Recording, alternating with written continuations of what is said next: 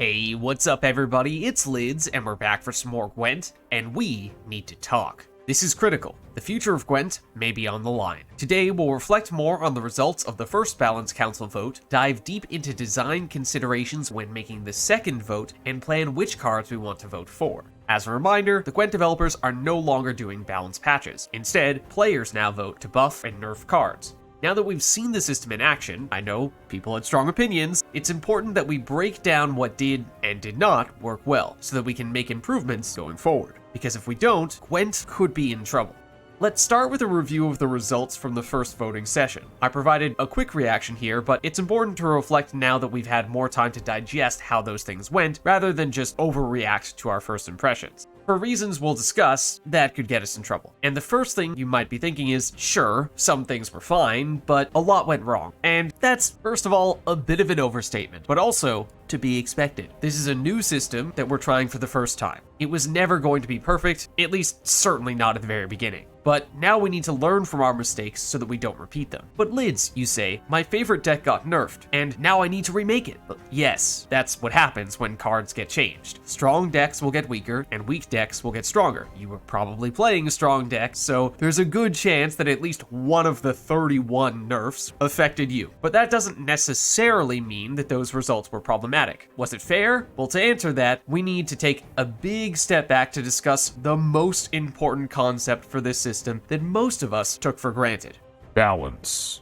Sure, you've probably heard countless Gwent players talk about balancing cards, and obviously we're talking about the Balance Council, but has anyone ever established what balance is? The whole system assumes that we agree on what we're aiming for, so for the system to succeed, we need to make sure that we have the right target. So what is card balance? In a game like Gwent with a provision cost system, it means that cards have roughly the same effectiveness as cards with the same provision cost. Of course, most cards don't have exactly the same point scoring potential. We don't have time to discuss all of the ways that cards can provide value, but cards with more potential should generally be more time consuming and or more difficult to set up than lower potential cards with the same cost. Cards having similar effectiveness means that there are multiple ways to create a successful deck, instead of there being one deck that is clearly and obviously better than the rest. The provision cost limit also prevents players from using all the best cards in the same deck, requiring players to make trade-offs to form an eligible deck. Together, those factors encourage players to use their preferred cards without giving an overwhelming advantage to certain players.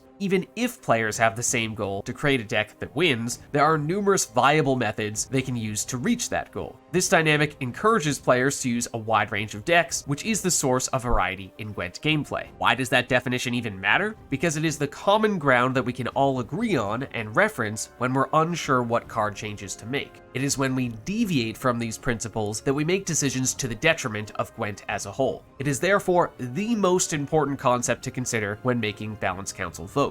Though these ideas may sound obvious, there are several factors that encourage us to vote for changes that conflict with these balance principles, complicating the card balancing process. To avoid these pitfalls, we need to identify and understand them so that we can catch ourselves before we fall for these traps. Only then can we make logical decisions that are in the best interest of the Gwent community as a whole. Giving in to these temptations brings us closer to having a single correct way to play Gwent, which, once solved, would make every game identical. And trust me, I've played enough Barely Balanced to know that people having the same decks gets really old really quickly. No one wants that, so let's avoid it. So let's dive into the challenges. Firstly, we have negative bias toward the cards that our opponents use. There are many ways to lose a match. Sometimes it's because your opponent's deck is stronger, but it can also come down to how well you played or how favorably your deck matches up against your opponent's deck. So losing doesn't always mean that your opponent's cards need to get weaker, but in some matches, you can do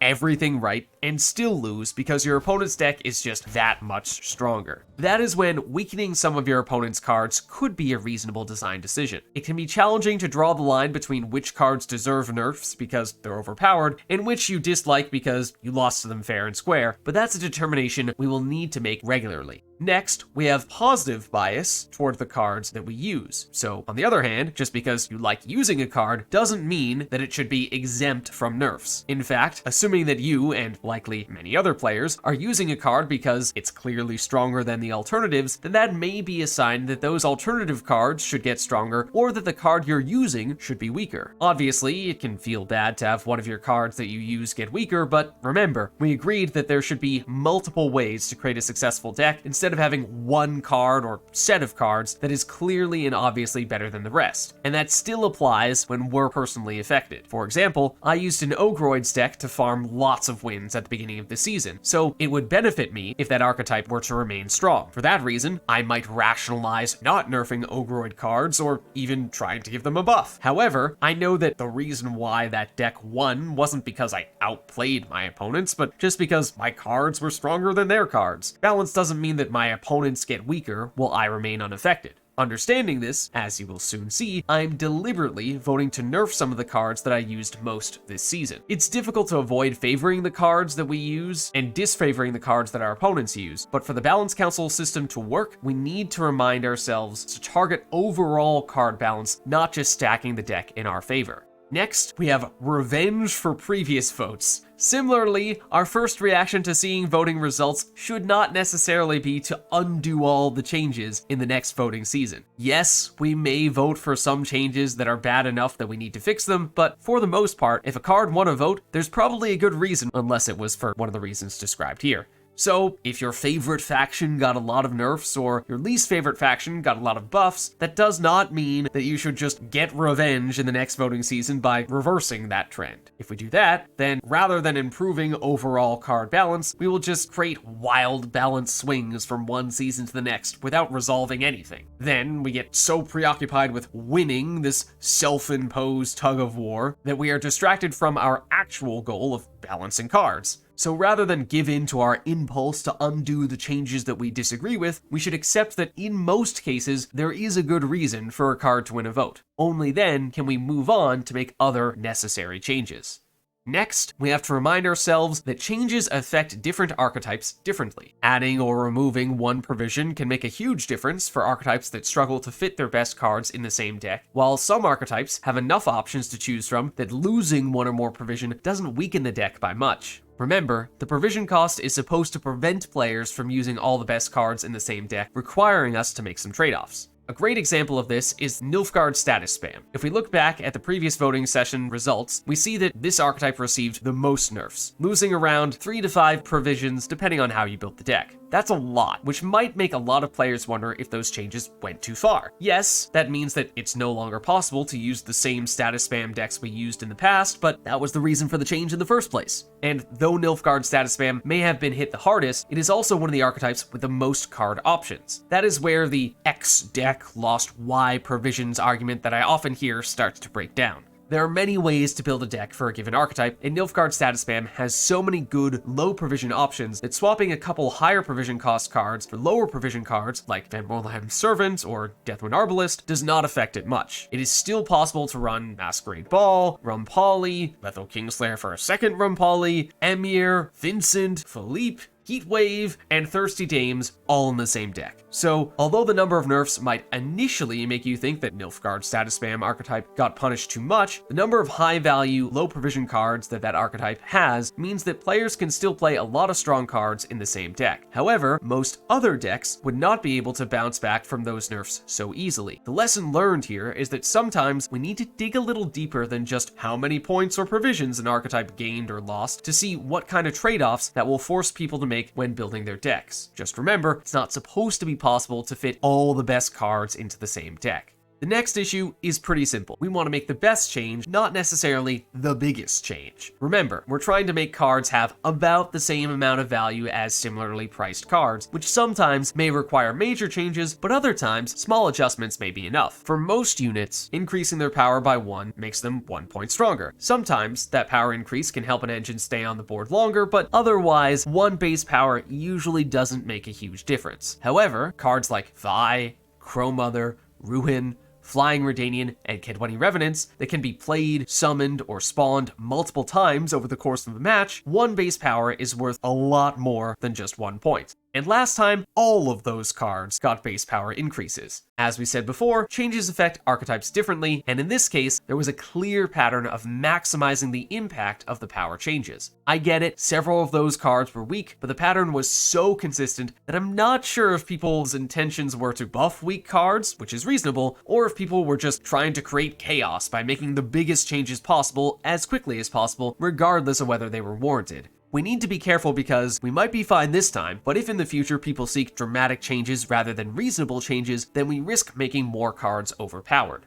Then on the other end of the power modifying side, we unquestionably have an example of players going too far. Yes, I'm referring to Reaver Hunters. As I said in my initial reaction video, I thought Reaver Hunters needed to get nerfed, but they are one of the most sensitive cards to base power changes. Reducing their base power to 1 made their orders unusable. They are now the worst card in the game. I get it, it was the quickest and simplest way to weaken an annoying card, but this was a step too far. No card deserves to be completely unplayable, as is now the case for Reavers. In situations like this, we need to pursue other, less crippling ways to weaken such cards. For example, last time I proposed increasing the provision cost of casting contests to make it more difficult to replay Reavers as often. This way, we would weaken Reavers, but wouldn't outright prevent people from using them like the power decrease did.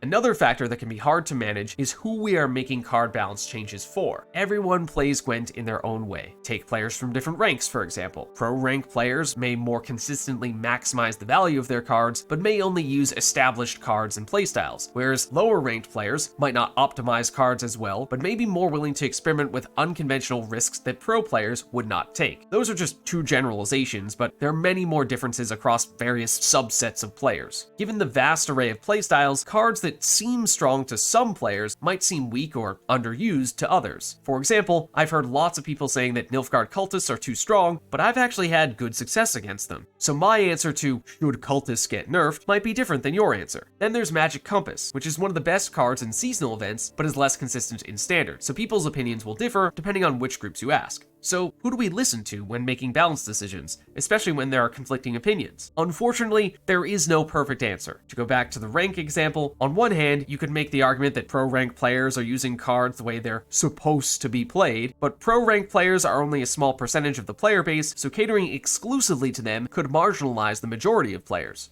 On the other hand, balancing for lower-ranked players could exacerbate some instances of powerful decks dominating higher ranks. So changes may affect different players differently, but we'll need to look at the big picture to compromise on finding changes that are overall more good than bad. Another tricky aspect of how the Balance Council system works is how to make minor changes to archetypes that are only one step away from being well balanced. A lot of people may vote for one change to an archetype, but if players have different ideas about what that change should be, then an archetype that people only wanted to tweak slightly could still win enough votes to get numerous cards changed, overcorrecting that archetype. Take Nilfgaard Soldiers, for example. Clearly, many people thought that that archetype needed to be at least a little weaker, with Imperial Formation, Nausicaa Sergeant, Slave Driver, Imperial Marine, and Alba Armored Cavalry all getting nerfed. However, there were probably very few, if any, players that voted to weaken all of those cards. Or at least, let's assume that to illustrate this potential issue. Yet, because people didn't agree on which cards to target, we may have seen more cards in the same archetype get nerfed than players would have liked. Without additional coordination about which cards to vote for or foresight into how many votes different cards would receive, it's very difficult to precisely balance archetypes that only need minor adjustments. Again, that may not necessarily have been the case for Nilfgaard Soldiers, but it's the closest example we had from the first vote. Hopefully, these accidental overbuffs or overnerfs aren't too overbearing, in which case, we can deal with them for a season, then try to readjust in the next voting session. But if we are way off the mark, then it could be safer to focus on, at least for buffs, voting on cards and archetypes that are so far outside the meta that they are less at risk of drastically altering the balance of the game if we miscalculate. That ties in closely with our penultimate issue, the difficulty of coordinating changes amongst the community. As I just mentioned, without coordination, it is difficult to make precise, targeted changes because even if many people agree that they want something to be changed, they may not agree about how to make those changes. There are currently no official channels to discuss the merits of different changes, so people could reach different conclusions in YouTube videos than they do on Reddit, Discord groups, or the Gwent forums, and some people may vote purely based on personal preference without deliberating with anyone else at all. This lack of an established way to communicate with each other further divides us votes, making it more likely that the changes one group votes for are incompatible with the changes from another group because they never considered each other's perspective. The result is a free-for-all with a smattering of changes that may make sense in a vacuum, but on the whole have unforeseen gaps and redundancies. We can try to group together to coordinate some changes, but unless those groups consolidate together, it is unlikely that such groups will have enough voting power to make precise changes without unplanned results from votes outside that group. And even then, that raises questions about how reasonable this theoretical supergroup's decisions would be and how well they would represent both the players actively participating in their balance considerations and those who are not members of this supergroup, but are still affected by that group's choices. Finally, our last issue is one of the underlying forces for many of the other challenges: uncertainty. We do not know how many people are going to vote for cards until the votes are in and the results are finalized, and even then, we don't get a vote count or ordered list of vote recipients. That means that we have no idea how the votes are stacking up mid-voting season, and at best, we can make logical guesses about what changes might happen from our playing experience and whatever we may hear from other players. At worst, we have no idea what's going to happen from one month to the next. Though being surprised by some of the balance changes isn't necessarily a bad thing from a playing standpoint, from a voting balance standpoint, it makes it much more likely that we leave important gaps that we assumed other people would address, or that lots of people unknowingly target the same archetype, accidentally changing it far more than any one person intended. Unfortunately, with the way that the Balance Council system is designed, there is very little we can do to significantly reduce that uncertainty. As the current system stands, it is designed as a free-for-all, and the results reflect that. But if CDPR were to provide more transparency into the voting results, we could better anticipate, coordinate, and plan future changes. Or if instead of making any card eligible to be changed, CDPR were to provide a group of cards, or allow players to provide a potential group of cards to vote on, players could make balance changes more efficiently by knowing which cards are and are not likely to be changed, reducing the chances of overlooking an important card. While this list may not be exhaustive, collectively it represents many of the biggest challenges we face when balancing cards. If we are conscious of these issues when deciding our votes, we can be more intentional about making sound, logical decisions that are in the best interest of the Gwent community overall. This system gives us great power, and with great power comes great responsibility. It won't be easy, we'll need to make tough compromises, and we won't be perfect. But if we hold ourselves to the underlying principle that cards that cost the same amount should have roughly the same effectiveness, then we can create a more balanced game. Now that we've laid that important groundwork, let's dive into the changes that I'm proposing. As a reminder, even if you've already voted, you can resubmit your votes at any time before the end of the voting season. I've tried to consider all the previously discussed factors, though there are definitely some compromises and risks that I'm choosing to take.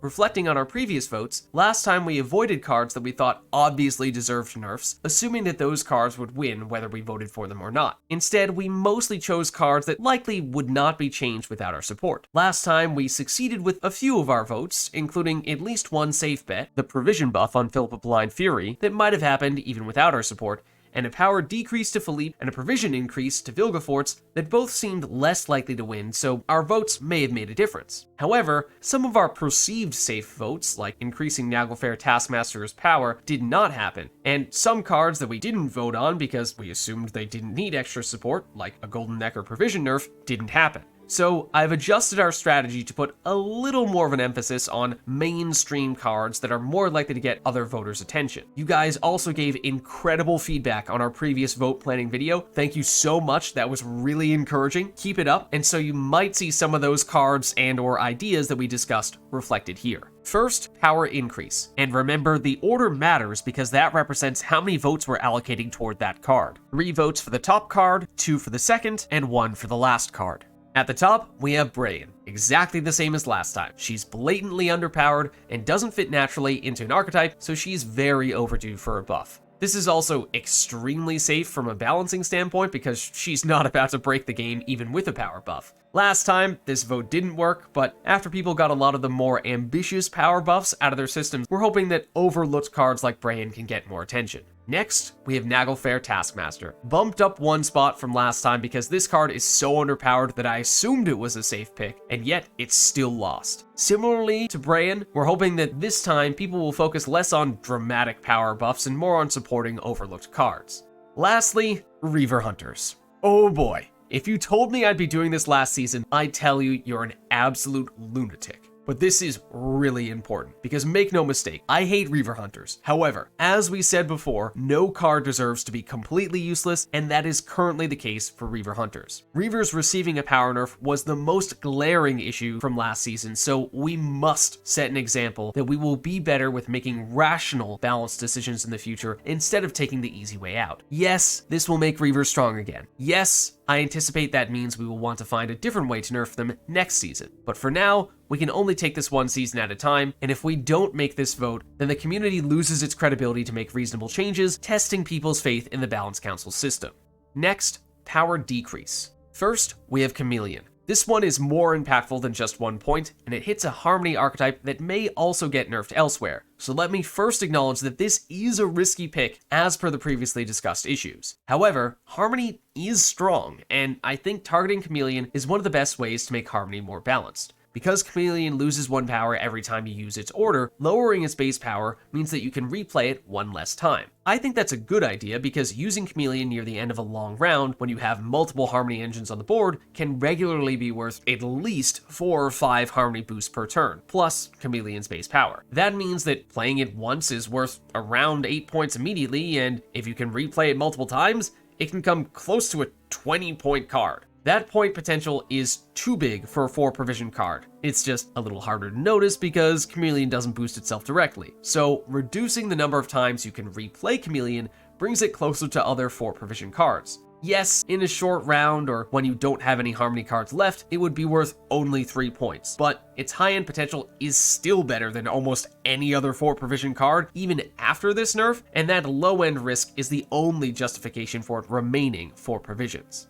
Next, we've Tugo the Elder. Ogroids are strong, and generally a low-risk, easy archetype to play, so they should be nerfed somehow. As with Chameleon, this is a little risky because other Ogroids might get nerfed as well, so there is a chance that enough cards in this archetype get hit to make this an overcorrection. But losing 1 power on Tugo isn't going to make or break most decks. It technically can be worth more than 1 point because it slows down Tugo from boosting itself up to 10 power, making it a slower source of might, but that might still be a good thing, since I think it was too easy to get might with Tugo. Lastly, we have King Demavend, a very popular card to use and a very popular card to dislike. It was busted when it first came out, but I was a little hesitant to nerf it again right after its cooldown got worse. Now that we've had more time to assess how strong it is, it's clear that it could still at least be weakened a little bit more. Dropping him to 6 power makes him a little easier to remove with damage, which, especially after his cooldown became slower, should make it harder for him to stay long enough to play all 3 of his cards, making him a more balanced card. Next, we have Provision Increase. First, we have Enraged Cyclops. As I said, Ogroids are too strong, especially for how easy they are to play, so some nerfs are deserved. Enraged Cyclops may be the best example of this. 4 provision cards usually have a point range of about 4 to 7 points, maybe more depending on how difficult it is to set them up. Yes, Enraged Cyclops does rely on using a lot of Ogroids in your deck, but that's not too difficult to do. In most cases, this is either an immediate 10 points for 4 provisions, or takes 1 to 2 turns to reach 10 power. That's really 5 provision value, not 4 provision value. Even if Enraged Cyclops and Tugo both get nerfed, Ogroid should still be able to handle it. Neither change should break the archetype, as long as there aren't changes to too many other Ogroid cards as well, but I think we're going after the most likely targets. Next, we have Fruits of Izgith. And as a reminder, a provision increase for a leader ability means that we're actually giving that an extra provision. So this is a buff, not a nerf. This is currently the lowest provision leader in the game, and it's nowhere near strong enough to justify that. Yes, if you activate the Gurnakora's Fruits Thrive every turn, it can be worth about 18 points over the course of a full match, maybe more with Scratch-A-Lot, and that is technically higher than most other leader abilities. However, it's extremely predictable for your opponent to plan for, and outside of the Griffin combo, it has possibly the worst tempo of any leader ability, which is an important factor. Yes, there's technically an extra synergy with Gurnakora, but that's usually not that reliable, and Scratch-A-Lot can make it a fair bit stronger, but he's usually used in Force of Nature decks. In fact, that's pretty telling. The archetype that this leader is supposed to support, Thrive, almost always uses a different leader ability. Lastly, we have Yennefer's Invocation. This has quietly been one of the most overpowered cards for years. Yes, I know, you use it, you like it, so you don't want it to change. But as a reminder, we can't let that impact our voting decisions. Our job is to make Gwent fairer, not to favor ourselves over others. Yenvo can remove almost any unit, which is unbelievably useful flexibility, beaten only by the near universal removal card, Heatwave. Heatwave costs 10 provisions, but unlike Yenvo, it can remove artifacts. But while both cards can remove powerful units, unlike Heatwave, Yenvo can put that powerful unit in your deck, allowing you to use it, which gives you the value of 2 amazing cards for the price of 1. Yenvo's removal and the value of the card that you stole, which you can use in the same round for huge value, use in separate rounds to have multiple win conditions, or just play to give yourself another way to proc assimilate engines. Yenvo can do so many things so well that it absolutely is worth 10 provisions. Then for the final category, we have Provision Decrease. And first, we have Sticky Situation. Exactly the same as last time. For 8 provisions, it stinks. It looks like a 4-point per turn engine, but you never know when it's going to activate, and if it does, you're probably only getting it for a couple of turns. The spring effect is bad value, and both kinds of boosts get worse later in the game. Lowering the provision cost is the only way to make this card relevant.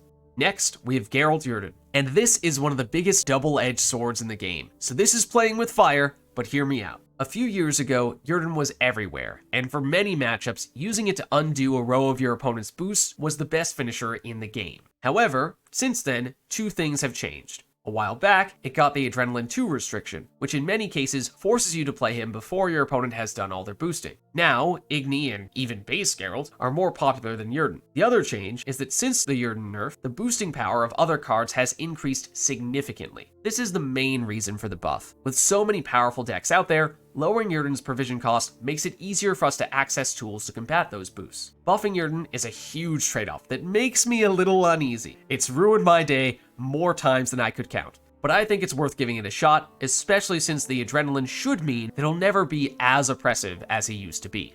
Finally, we have Mullane. Similarly to Brahin, this card's value is terrible, and at 9 provisions, you have almost no reason to use it. By dropping it down to 8 provisions, we can at least make it an 8 for 8, and at that point, playing her in the melee row to destroy a 4-power engine before it gets going is at least half decent. That being said, it still shouldn't be strong enough to dominate, so this is a safe pick from a balance standpoint.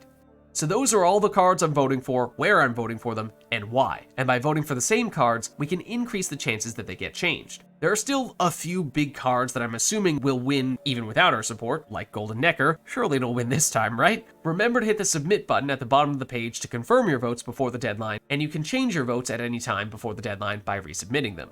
As we discussed, it's really easy for all of us to say that we want well-balanced cards, but with all the different ways to get there and issues we will face along the way, it's a lot harder than it might seem. We won't be perfect, we'll need to make compromises, some of which we may disagree with, but if we stick to the underlying principles of card balance, we can achieve our goal. This is my best shot at getting our next vote right, so let me know in the comments if you're voting with me. I'm happy to answer questions about the Balance Council process, or why we did or did not choose a particular card. Like last time, let me know if you had other cards that you wanted to vote for, and we can target those next season. If you liked the video, then make sure to hit the like and subscribe button for more Balance Council discussions and deck guide videos. Thank you all for watching, and I'll catch you next time.